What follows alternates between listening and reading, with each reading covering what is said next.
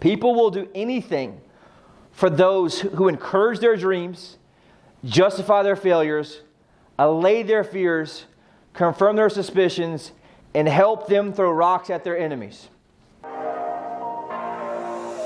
Hey, this is Blake Sloan. I've been selling real estate over 14 years. Our team of highly trained professionals, along with our unmatched marketing, has sold thousands of homes here in the Myrtle Beach area, and this is how we do it. Number 3 is a big one right here. This is kind of important for me in a way too. Number 3, don't be boring. This is important. What do you think that means? From a character standpoint, and enthusiasm matters. Here's the deal. No one likes a boring realtor. No one wants to work with a boring realtor. In my scenario that I learned a big lesson years ago is like, dude, my life is pretty boring. I thought, right? I get up at 5:45. I'm at the gym at 6. Same thing every morning, right? Over and over and over. It tends to be that way. But what happens is I got to understand about I'm not that boring, and I make some excitement out of boring regular things. And that's stories in real estate, things I've experienced, things I've been through. I'm telling my clients constantly about the crazy shit we deal with, the cool stories of my clients, the cool things I'm doing in Myrtle Beach. Oh yeah, by the way, went to this concert here. Oh yeah, by the way, whatever it is. Does that make sense? You got to make sure that you're not boring to your clients. You got to be very, very important. Your audience must be fascinated with you, right, and what you teach. The audience must be fascinated with you and what you teach. What do you think that means here? This has to do with life in Myrtle Beach for you guys on the buy side. So, right? And that's a great early piece. So I'm on the phone with people from up north or anywhere else. What am I talking about? How amazing Myrtle Beach is, how awesome it is, how much is going on, how many activities we got. We got a fireworks show, right? Someone Bonanza last night at Barefoot at the Beach. They had a concert and fireworks. What am I doing there? You're creating FOMO for the people. Does that make sense? If I'm on the seller side, I'm talking about how awesome our team is, how we're kicking ass, how we do so well, right? All these great experiences. You have to make sure that you have a life that's not boring and that your character, aka your avatar, who you are to your people, is not boring. 2 pieces here, face-to-face and on social media. Some of y'all social media is boring as shit. There's nothing on there. Like a cat and like that's it. Right? Or one story you shared about your survey or whatever you did. Right? And it's got to be the part that's public because they're judging you and based on, hey, look, this dude looks pretty boring.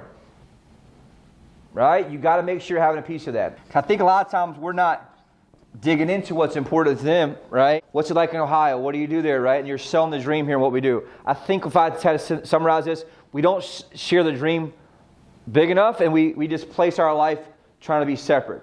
And the reason I want to share this today is because your attractive character is what sells these people sometimes, right? In regards to, hey, let me take you to my favorite lunch spots. Here's this place on the ocean we like to go to, right? It's important. If I ask people like my favorite place, take people to Riptides. If you're out of town, wow, oceanfront, you see the feel of it, you get Myrtle Beach, right? You have the breeze coming through here. It's important to understand that you want to have that piece. But you got to make sure that you're not boring as an agent, and that's your connection to your stories and what you do. And here's the deal. If life's boring right now, what do you got to do? Spice it up. Get creative. Go out. Do some things. You got to go by yourself, or your spouse, whoever it is, kids. Go do some stuff. And that's one thing that's a drawing here, right? This is a difference. They call it prolific. There's prolific, right? So there's crazy, prolific, mainstream, prolific, and crazy. There's money in you. There's a fine line between crazy, prolific, and then obviously mainstream. Mainstream's boring. What's mainstream? A boring-ass realtor who just loves real estate and all. I just eat, sleep, and breathe real estate. I just love it. I've been doing it for so many years, and I just love it. I love serving people, right? That's some bullshit, and they know it's bullshit. But if I'm here because I like Myrtle Beach and I do things, oh, by the way, my wife and I go play tourists on the weekends. We get voodoo juice and drink these places and go play pinball. Guess what? That's a fine line between crazy and mainstream. You guys with me on that? But all of a sudden, people look at you as a real person who actually does some shit, who enjoys it, and all of a sudden now, guess what you have? An attractive character. I'm just telling y'all. Some of y'all are too busy being the blocks realtor. Doesn't mean you go talk about going to Senor Frogs and get hammered, right? But you can find the difference of the fireworks at 10 p.m. Right? Senor Frogs, 2 a.m., crazy. Right?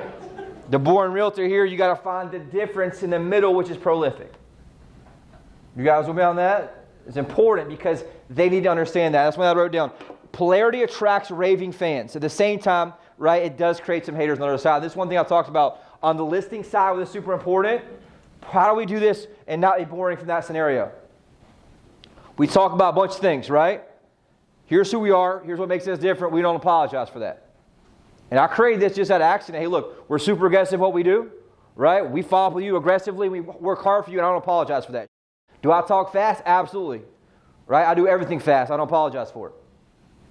And after people started saying that to me, I'd say that back. They're like, oh, okay. And that now turned out into a strength for me. You guys with me on that? It's important to understand in that regard. That's the key piece there from you guys in that standpoint. Right? We're different here. We're cutting edge. We're aggressive. We don't apologize for it. There's no money in mainstream. Mainstream's what? I'm a happy realtor. I just like to serve people. Right? They know it's bull. So make sure you guys get above that and make sure that you do one thing today, is you find your attractive character. Think about that, right? Through reps and through who you are, right? Venture from your shell sometimes. What do you got to do? Create this fucking dude, whoever he is, that gets out, tells stories, that gets open, that they can connect with. Because if the person's in their head all the time and you're analytical and you don't have any emotion or anything that gets me excited, guess what I'm not excited to do? To work with you or be around you or anything. So I'm going to go with somebody else who is. And so some of that's got to be created because not everyone's naturally like that. I'm naturally kind of introverted, really. Outside of work, 'cause I don't like people after being in real estate for too many years. Right? You realize, man, I want to keep a small circle, whatever it is, but you still got to make sure you have that character that makes it important. Now, rule number 4, this is a very good one. Number 4 is understand how to use persuasion. Understand how to use persuasion. We spend a lot of time on that here, but I'm going to teach you guys something new that's pretty cool. No matter how cool your character is, no matter how attractive your character is, it doesn't matter if you don't understand psychology and sales. Why is that? Because I have to make people make a decision and move somewhere. So no matter how cool I am, no matter how attractive the character, no matter how whatever it is, it doesn't matter unless I understand persuasion. And persuasion is what? Getting people to do. Period. If I'm persuading my kids, my wife, my husband, whoever it is, or my clients, it's all the same. It's all the psychology. And so I want to teach you guys something I think that's very valuable to kind of break down this piece, which is it's cool. It comes from this thing. This guy, it's called the One Sentence Persuasion Course. It's very cool. But I want you guys to write this down. People will do anything for those who encourage their dreams, justify their failures, allay their fears, confirm their suspicions, and help them throw rocks at their enemies. We'll start the first part, right? So you have a person here in this scenario. What was the first one, you guys remember? Encourage dreams. What do you think that means? You got to be constantly painting the picture, right? I've got to be. It's vital to understand your audience's dreams and then encourage them inside your opportunity. So back to what we talked about in CJ's example, I need to understand what's important to these people. They like the movies on the lawn, right? At Market Common, they like drinking, like partying, like what do they like to do? What's most important to them in that scenario? Or they want to come down here and start a church. Well, guess what? I got this place where there's about 55 churches in a half square mile radius, right? The reality is all these things are here. I got to understand what? Their dreams. And I have to be able to match that, understand what that is, because I've got to constantly be encouraging their dreams. A.K. what? The possibility. The reason it's in here because most people make the mistakes of doing what? Mistake of doing what? Assuming they understand what the dream is. In CJ's example, thankfully he's got lucky, right, and got that from them. They don't necessarily tell us, and they may not know. Last week we talked about they may not know what theirs is. Very, very important. Remember the second piece? Justify their failures. This is huge. This is a big one missed. Justify failures. What do you think that means, and how does that relate to real estate? This is all the previous experience with the agent, right? In the listing scenario that Ren just talked about, in the buying scenario, I wrote this down, I think it was important. It said most people become followers and fans try to make a change before. They tried to do something before and it wasn't successful. Almost every seller we talked to had a bad experience, and so what I got to do is I got to make sure I justify the failure. And here's the key word I wrote. You got to help them take it off their shoulders. You take the blame off their shoulders. What does that do? That pulls them to me from someone who hated agents prior. That's the judo move where I'm bringing that hate into me. Hey, look, it's not your fault what happened to you. It's ultimately very sad because the state of our industry right now, the average agent is selling, 4 homes per year. In fact, there's actually more agents that are in America than there are homes for sale right now. So the good news is you no longer have to worry about that risk. You guys with me on this? So when I see that come up, what do I got to do? Address it head on. A lot of people, what they do is they tend to do what? Avoid it. They're like, oh, that's a bad case. That's where, the bad scenario they had. I don't want to open up that can of worms. I go for that can of worms. I want to rip that shit open. Why? That's where my leverage is at. But it's also going to be a secret objection that kills me if I don't address it. And so justify the failure saying, hey, look, and you know what? It's not your fault. Unfortunately, this happens every single day, and almost every single person I sit down with has the same exact story. It's unfortunate because our business is in a terrible scenario. The average agent sells 4 homes a year. And so that's a key part there for us to talk about, right? And I wrote down that obviously it's important that you take the blame off their shoulders, and they're not responsible for that lot in their life. It's just psychology of how it works. Because if not, what happens? If I don't take this blame off their shoulders, what happens? Think about it. We're trying to do business, trying to get them as a listing. If I don't take the blame off their shoulders, what are they worried about? If you're going to screw them up. Am I going to screw up again and do the same thing and this guy take my house equity and sell it for too cheap? Once I take the blame off their shoulders and now put it back on the other agent, now they're free to make a decision. That's the psychology of the persuasion here. You guys with me on that? Very, very important. Third piece here. You guys remember what it is? Allay their fears. What's that mean? Anybody know what allay means? To diminish or put to rest. So I got to be very strategic about diminishing their fears. So understanding that, hey, look, we had this bad experience with this other agent. He was worried about selling, too low. And so I added one, number, understand their fear. But 2, I've constantly got to be doing what? Diminishing the fear. And here's the thing, we all have it. Worried about buying the house, worried about paying too much, worried about not getting the right repairs, worried about, the market changing. Everyone has it, and it's 10 times worse for anybody that's not in the business. And so just understand that you got to be constantly being what? Aware of their fears, right? What they are. And then I got to be able to do what? Comfort by reducing it. And here's what everybody says. Telling them not to be afraid doesn't do the trick. That's what most people do. Don't be afraid. Don't worry about it. Right?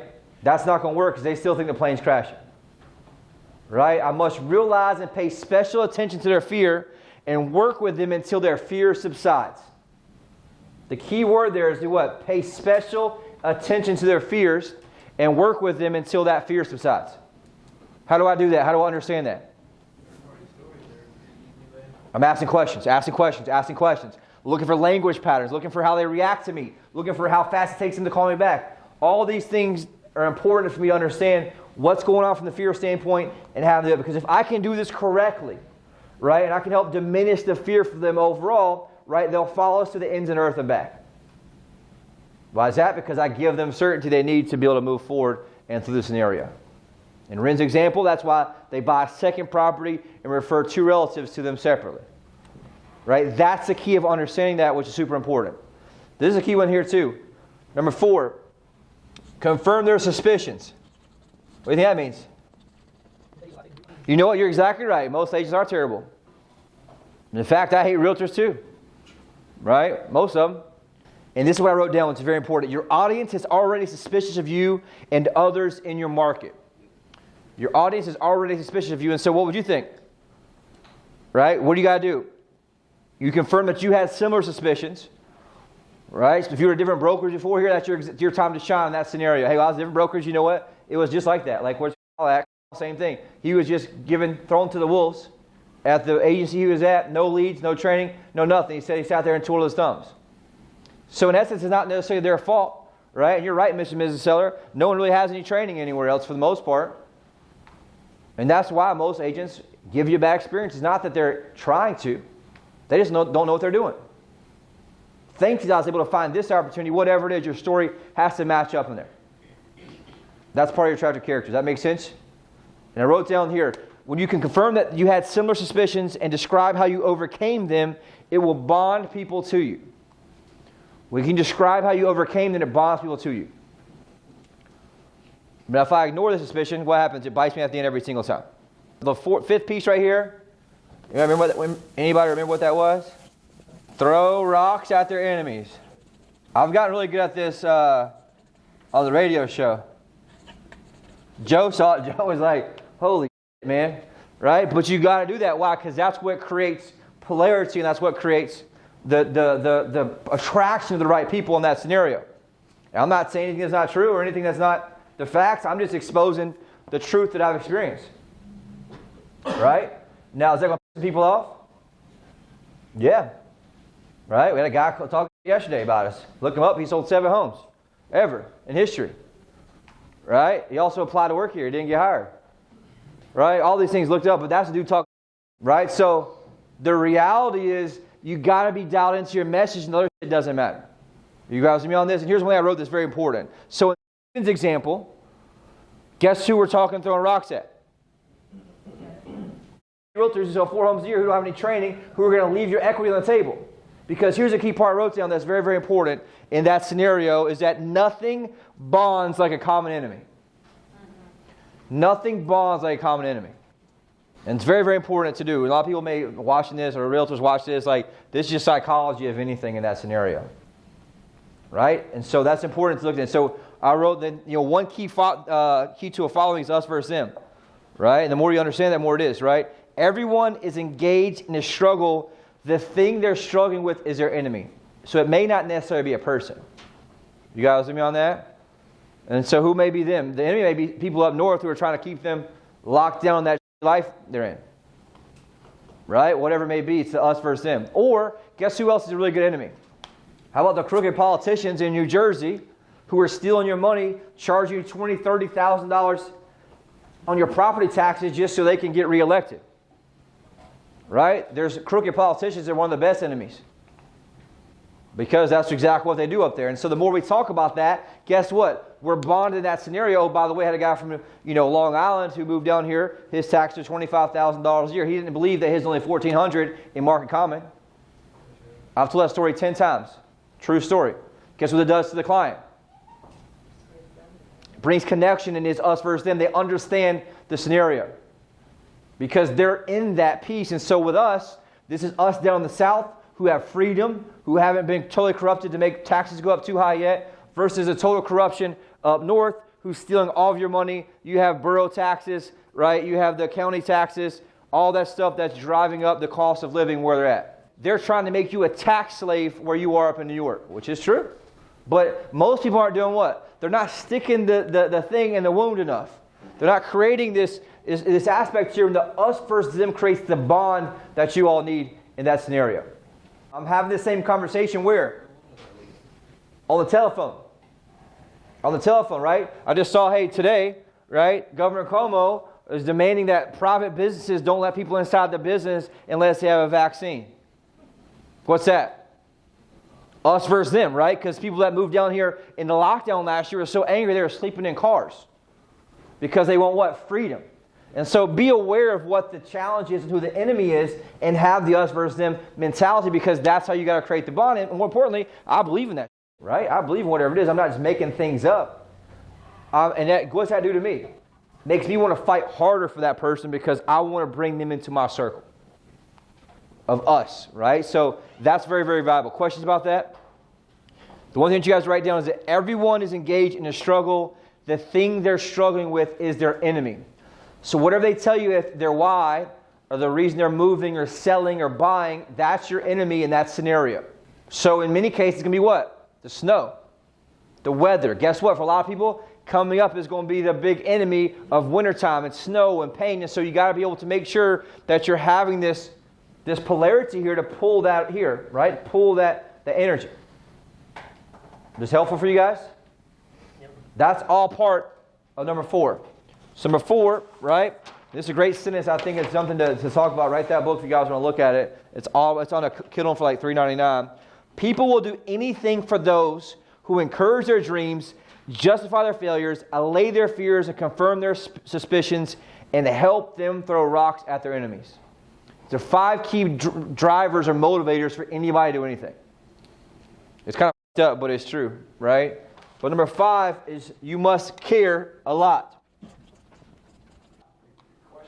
They have to feel this. I've taught them this over and over and over, all different things, right? I think connection we had on here, right? We have all these things. You have to know that you care. And one thing I wrote that's important reminder is that you must be showing people you actually care about them. If they think you're in this just to make money, you will not last very long.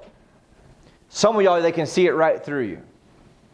How do I know? Because I see it in your notes. I can see it in your work quality. I can see it in your contract quality. I can see it. And if you don't even follow up with them after the closing or set them up on a home search or e-alert. That's how I know. And you better believe they know that too.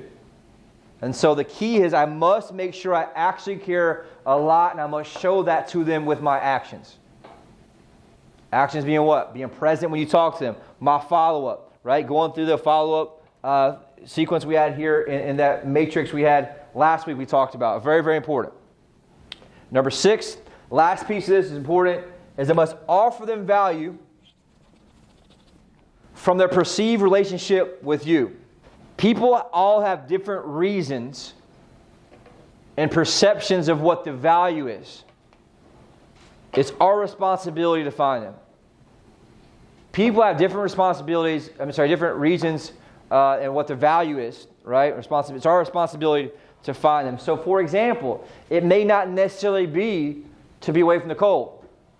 It might be what? Lower taxes in that scenario, but I make sure I'm constantly articulating the value to them over and over and over. And really what this starts in is what?